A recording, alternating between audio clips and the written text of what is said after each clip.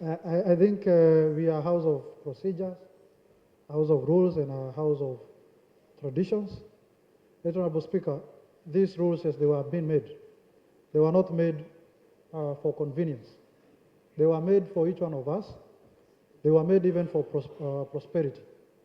Honorable Speaker, I don't think we can be transacting business of the House when we are not meeting the rules as stipulated in our rules of procedure and even other complementary documents such as the treaties of our establishment.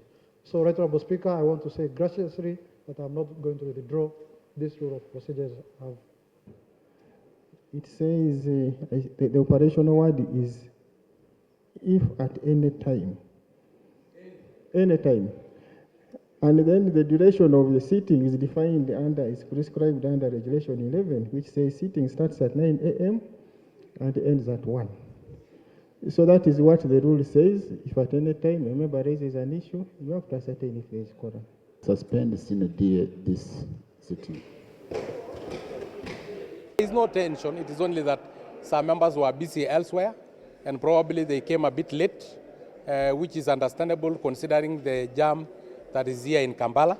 So I want to condemn the Kenya chapter for what they did today, because though our rules provide that we should have 3 members per partner state, Kenya denied quorum in anticipation of their worries that the report on legal rules and privileges would come through a notice of motion, a motion without notice, under Rule 30 of our Rules of Procedure.